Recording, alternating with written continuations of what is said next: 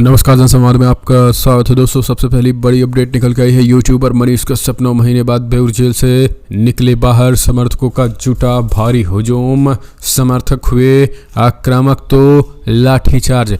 बड़ी अपडेट निकल के आई है, बिग ब्रेकिंग न्यूज़ निकल के आई है जो जान लेना आपको बेहद जरूरी है। दूसरी खबर में आपको बताएंगे बीजेपी विधायक की सदस्यता रद्द। यूपी में खाली हुई 2 विधानसभा सीटें, बीजेपी को तगड़ा झटका, फिर होगा सियासी संग्राम। तीसरी खबर, महिलाएं जो चाहे पहने। कर्नाटका की सिद्धरमैया सरकार ने कर दिया हिजाब बैन हटाने का ऐलान। कर्नाटका की सिद्धरमैया सरकार के ऐलान के बाद भाजपा को तगड़ा झटका। अगली एक और अपडेट, सरकार युवाओं को धार्मिक आधार पर बांट रही है। हिजाब पर लगा प्रतिबंध हटाने पर भाजपा का बड़ा बयान, बताएंगे इसके बारे में। और इस बीच जयपुर में जलेबी चौक स्थित मस्जिद में सुबह अजान के समय लाउडस्पीकर बंद करने के लिए पुलिस और विधायक कार्यकर्ता पहुंच गए। जमकर हंगामा। राजस्थान में हुई राम मंदिर उद्घाटन समारोह के लिए सोनिया और खड़गे को भी न्योता दिखाएंगे। गेस्ट का क्या है पूरा मामला। और इस बीच अखिलेश करना पड़ गया भारी था। इनके बारे में हम आपको बताएंगे कि करके जान लेना जरूरी है। जहां बड़ी अपडेट निकल के आई है, फ्रांस ने हौथियों के खिलाफ अमेरिका के नेतृत्व को अस्वीकार किया, दिया तगड़ा झटका, कहा फिलहाल हम नहीं लड़ रहेंगे साथ। ये भी हम आपको बताएंगे आखिर कैसे लगातार टूट रहा है जो वो गठबंधन इनका। तो एक करके आपको जान लेना बेहद जरूरी। लेकिन उससे पहले एक छोटा सा निवेदन, अगर आपने चैनल को सब्सक्राइब नहीं किया तो पल पल के अपडेट के लिए चैनल को सब्सक्राइब करना ना भूलें दोस्तों। दरअसल पहली बड़ी अपडेट निकल के आई, मनीष कश्यप यूट्यूबर 9 महीने बाद बेउर जेल से निकले। समर्थकों का जुटा भारी हुजूम। मनीष कश्यप के समर्थकों के लिए आज के दिन खुशी, लेकिन पुलिस ने किया जमकर लाठीचार्ज। जी हाँ, दरअसल आक्रामक हो गए थे जो उनके समर्थक। दरअसल यूट्यूबर मनीष कश्यप करीब 9 महीने बाद जेल से बंद थे और शनिवार को मनीष कश्यप बेउर जेल से बाहर आ गए। इस दौरान उनके हजारों समर्थकों की भीड़ जुटी थी। समर्थकों ने उनको माला पहना और कंधों पर घुमाया। मनीष कश्यप से मिलने के लिए आए सैकड़ों की संख्या में गाड़ियों का काफिला भी देखा गया। जेल के गेट से समर्थक कंधों पर बैठकर मनीष कश्यप को खुली जीप में बैठाया। इसके बाद मनीष कश्यप खुली जीप के सभी समर्थकों का अभिवादन करते नजर आए। मनीष को लेकर प्रशासनिक व्यवस्था भी चुस्त दुरुस्त दिखाई दी। आपको बता दें 1 किलोमीटर तक समर्थकों का लंबा तांता लगा रहा। लेकिन इस बेउर जेल में आपको बता दें निकलने के बाद जो है खबर निकल के आई है कि लाठीचार्ज भी होने लगा, क्योंकि हालात जो है वो बेहद बेकाबू हो गए थे। सिचुएशन काफ़ी ख़राब हो गई थी। सिचुएशन बेहद ख़राब हो जाने की वजह से यूट्यूबर मनीष कश्यप के समर्थकों पर लाठीचार्ज भी करना पड़ा था थोड़ी देर के लिए। तो ये एक बेहद बड़ी अपडेट निकल के आई है। एक और अपडेट, बीजेपी विधायक की सदस्यता रद्द। यूपी में खाली हुई 2 विधानसभा सीट, फिर होगी सियासी जंग। दरअसल उत्तर प्रदेश में अब जल्द ही 2 विधानसभा सीटों पर बीजेपी और समाजवादी पार्टी के बीच मुकाबला देखने को मिल सकता है। पिछले दिनों नाबालिग से दुष्कर्म मामले में सजा मिलने के बाद सोनभद्र की दुद्दी विधानसभा सीट से बीजेपी के विधायक रहे रामदुलार गौड़ की विधानसभा सदस्यता रद्द कर दी गई, जिसके बाद से ये सीट खाली हो गई थी। वहीं लखनऊ पूर्व की सीट पर भी खाली है और ये सीट बीजेपी विधायक आशुतोष टंडन के निधन के बाद खाली हुई है। चुनाव आयोग जल्द ही इन सीटों पर चुनाव का ऐलान कर सकता है। रामदुलार गौड़ की सदस्यता रद्द होने के बाद इस सीट को लेकर कई दावेदार सामने आ रहे हैं। वहीं दूसरी तरफ बीजेपी विधायक आशुतोष टंडन के निधन के बाद से लखनऊ पूर्व की सीट भी खाली है। ऐसे में जल्द ही चुनाव आयोग इन दोनों सीटों पर चुनाव कराने की घोषणा कर सकता है। एक और अपडेट, महिलाएं जो चाहे पहने। कर्नाटका की सिद्धरमैया सरकार ने कर दिया हिजाब बैन हटाने का ऐलान। दरअसल कर्नाटका की कांग्रेस सरकार ने ऐलान कर दिया है कि जल्द ही हिजाब पर लगाया गया प्रतिबंध हटाया जाएगा। मुख्यमंत्री सिद्धरमैया ने खुद इसका ऐलान किया और मुख्यमंत्री ने कहा है कि राज्य में महिलाएं जो चाहे पहन सकती हैं। मुख्यमंत्री ने सोशल मीडिया पर ऐलान करते हुए कहा है कि भाजपा पहनावे और जाति के आधार पर समाज को बांटना चाहती है, लेकिन मैंने हिजाब बैन को वापस लेने का ऐलान किया है। इससे पहले मैसूर में एक सभा को संबोधित करते हुए सीएम सिद्धरमैया ने कहा है कि अब हिजाब पर कोई प्रतिबंध नहीं है, महिलाएं जो चाहे पहन सकती हैं। उन्होंने कहा है कि मैंने प्रतिबंध को हटाने का निर्देश दे दिया है। आप क्या खाना पसंद करते हैं, क्या पहनना पसंद करते हैं, ये आपका मामला है। इसमें कोई मैं क्यों रिकॉर्ड पैदा करूं या कोई सरकार क्यों रिकॉर्ड पैदा करे, ये एक बड़ी अच्छी बात है। एक और अपडेट निकल के आई है दोस्तों, जहां अखिलेश कहना पड़ गया था भारी। कांग्रेस में उठा रीजनल पार्टियों से गठबंधन न करने का मुद्दा, राहुल गांधी ने पूछे सवाल। दरअसल आगामी लोकसभा चुनाव में मद्देनजर कांग्रेस एक के बाद एक बड़ी बैठकें की। पिछले दिनों उनके शीर्ष नेतृत्व की अहम बैठक हुई, जिसमें पूर्व अध्यक्ष राहुल गांधी ने बीजेपी से लड़ने के लिए रीजनल पार्टियों को एकमोडेट करने को कहा।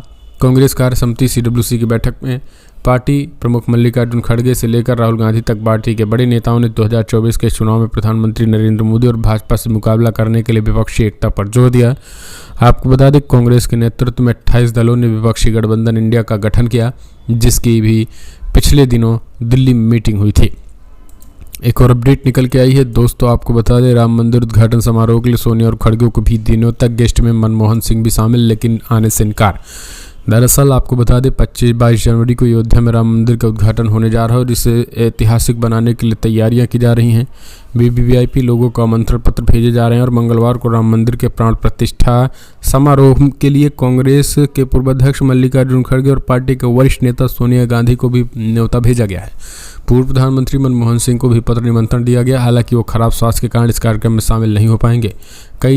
कई लोगों ने फिलहाल शामिल होने से इनकार कर दिया है। एक और अपडेट निकल के आई है दोस्तों, बता दें यमन ने इजराइल का जीना दुश्वार कर दिया है। लाल सागर में उसने पूरे यूरोपीय देशों का भट्ठा बैठा दिया है। इजराइल को तो जबरदस्त चपत लग रही है। इजराइल का हुक्का पानी बंद कर दिया है। हूती विद्रोहियों ने यमन ने लाल सागर में अब उसके खिलाफ अमेरिका ने एक गठबंधन बनाया।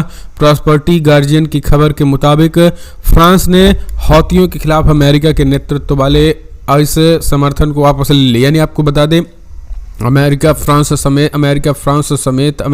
ऑस्ट्रेलिया समेत 10 देश थे, लेकिन France, Australia, UAE, Saudi, Spain, ये सारे देश जो है अपना समर्थन वापस ले लिए। यहाँ तक कि जो है वो मिस्र और कई देश है, सारे के सारे देश समर्थन वापस ले रहे हैं। यानी अब अलग थलग यमन के खिलाफ अमेरिका लाल सागर में अलग थलग पड़ रहा है। यमन पहले भी चेतावनी दे चुका है। हौती विद्रोही के प्रवक्ता सना याहा ने कहा है कि अगर यमन के खिलाफ जो भी लाल सागर में लड़ेगा उसको आने वाले समय में परिणाम भुगतने के लिए तैयार रहना होगा, क्योंकि लाल सागर से ही होगा। आपको बता दें लाल सागर से अगर देखा जाए तो दुनिया का लगभग 30% व्यापार लाल सागर से होकर गुजरता है। ऐसे में दुनिया खास करके यूरोपीय देश यानी पश्चिमी देश जो है वो उस पर ज़्यादा डिपेंडेंट है। पश्चिमी देश उस पर ज़्यादा डिपेंडेंट है और अगर पश्चिमी देशों ने लाल सागर में होते विद्रोहियों को छेड़ा, इसका मतलब यह है कि आज के लिए ही नहीं, ये युद्ध जन्म जन्मांतर यानी पूरे समय के लिए बढ़ जाएगा। ऐसे में किसी भी तरीके का ये चांसेस नहीं होगा कि लाल सागर में आर्थिक क्षतिपूर्ति हमेशा पहुंचाता रहेगा। यही कारण है कि लाल सागर मतलब ये एक तरीके से देख लिया जाए तो किसी भी देश का गला है, अगर किसी भी देश का मुंह भी कह सकते हैं, क्योंकि अगर कोई खाएगा कुछ नहीं तो क्या करेगा। यानी इंपोर्ट और एक्सपोर्ट ही अगर हौती विद्रोही बंद कर देंगे तो फिर क्या होगा, इस बात का आप अंदाजा लगा सकते हैं। और यही कारण है कि अब अमेरिका के इस जो 10 देशों का गठबंधन अमेरिका बनाया था, अब महज 6 देश बचे हैं। अब इन 6 देशों को लेकर के अमेरिका कितना प्रभावी ढंग से जो है वो लाल सागर में हौती विद्रोहियों के खिलाफ ऑपरेशन करता है, ये तो देखने की बात होगी। क्योंकि अभी हाल ही में जो वहाँ का पेंटागन था, पेंटागन ने एक रिपोर्ट जारी करते हुए बताया था कि अमेरिका के पास लाल सागर में जो ऑपरेशन अमेरिका बना रहा है उससे लड़ने के लिए फंड की भी कमी है। तो देखा जाए तो यमन को एक तरीके से यमन तगड़ा झटका दे रहा है। अमेरिका की सुपर पावर गिरी निकल रही है। एक और अपडेट, हिजबुल्लाह ने लेबनान बॉर्डर से इजरायली सेटलमेंट और मिलिट्री बेसेस पर निशाना बनाया। 2 अलग अलग मिसाइलें छोड़ी, दोनों अचूक निशाने ताबड़तोड़ तरीके से तबाह हो गए हैं। दरअसल हिजबुल्लाह का सिर्फ एक बात कहना है कि आप गाजा पट्टी में मानवीय बर्बरता बंद करें, युद्ध बंद करें, उसके बाद से हिजबुल्लाह की तरफ से कोई अटैक नहीं होगा। लेकिन इजराइल ऐसा नहीं कर रहा है।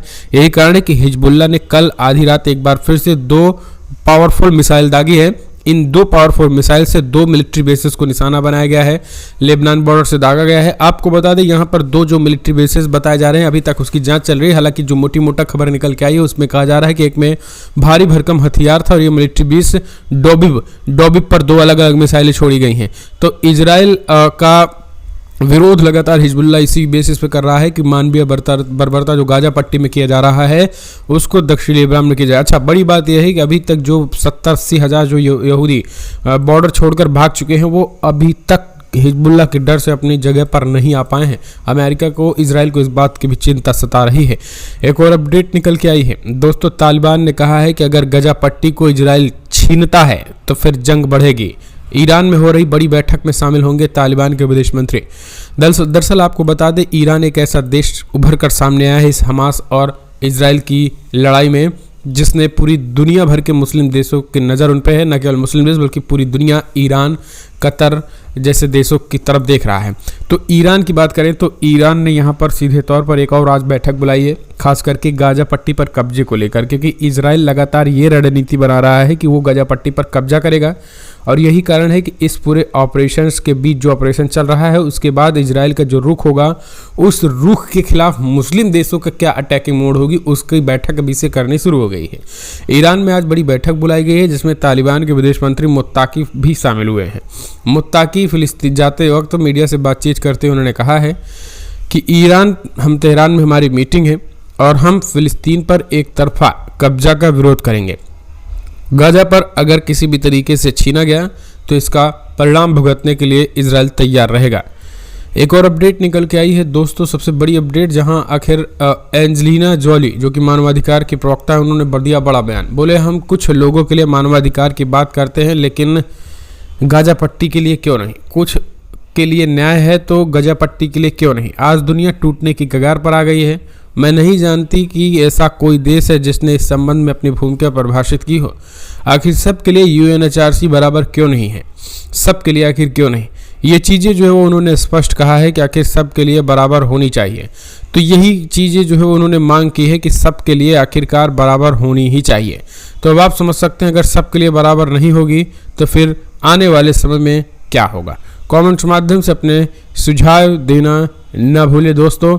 आपको क्या लग रहा है कि जिस तरीके के मानवाधिकारों को लेकर बातचीत की गई। अगली एक और अपडेट निकल के आई है।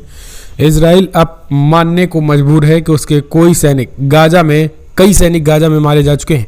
पूरी ग्लोबल ब्रिगेड नॉर्थ गाजा छोड़कर भाग चुके हैं। ऐसा लग रहा है कि इजरायली सैनिक विद्रोह कर बैठे हैं। ये बात जो है वो यूएन सिक्योरिटी काउंसिल ने कही है। जी हाँ, बड़ी खबर निकल के आई है। यूएन सिक्योरिटी काउंसिल ने कहा है कि एक urgent meeting Gaza bomb blast पर बुलाई है जहां 3 आईडीएफ सैनिक किल्ड हुए, मारे जा चुके हैं। इस बीच आपको बता दें यहाँ पर लगातार अब दुनिया भर की तमाम मीडिया भी मान रही हैं कि 78 दिन के इस वॉर में यूएन सिक्योरिटी काउंसिल की एक अर्जेंट मीटिंग भी लगातार बुलाई गई है और कहा गया है कि इस पूरे मामले में 3 आईडीएफ सैनिक मारे गए हैं और लगातार सैनिक भी विद्रोह कर रहे हैं क्योंकि कुछ ऐसा इलाका है जो गोलान ब्रिज हाइट है, जो गोलान ब्रिज इलाका है, वहाँ से विद्रोही सेना यानी इजरायली सेना भाग रही हैं। अब इजरायली सेना छोड़कर भाग रही है, इसके पीछे की क्या वजह हो सकती है आप भी अच्छी तरीके से समझ सकते हैं। एक और अपडेट, अमेरिका में भारत विरोधी नारों से मचा हंगामा, बताया जा रहा है खालिस्तानियों की करतूत। जी हाँ दोस्तों, खालिस्तान समर्थकों ने एक बार फिर से हिंदू मंदिर को निशाना बनाया और अमेरिका के कैलिफोर्निया के न्यूयॉर्क में खालिस्तानी समर्थकों ने हिंदू मंदिर की बाहरी दीवारों पर भारत विरोधी और खालिस्तान समर्थन में नारे लिखे हैं। साथ ही उन्हें क्षतिग्रस्त भी किया है और ये मंदिर स्वामी नारायण मंदिर है जिसकी दीवारों पर काले रंग से आपत्तिजनक बातें लिखी गई हैं। और आपको बता दें, घटना की जानकारी मिलते ही न्यूयॉर्क पुलिस मामले की तफ्तीश में जुट गई। अमेरिका के हिंदू अमेरिकन फाउंडेशन ने सोशल मीडिया पर मंदिर की कुछ तस्वीरों को शेयर किया और इसके साथ ही फाउंडेशन ने कैप्शन में लिखा है कि स्वामी नारायण मंदिर वासना संस्था को खालिस्तान समर्थकों ने निशाना बना करके साकी दीवारों में खालिस्तानी नारे लिख दिए गए हैं।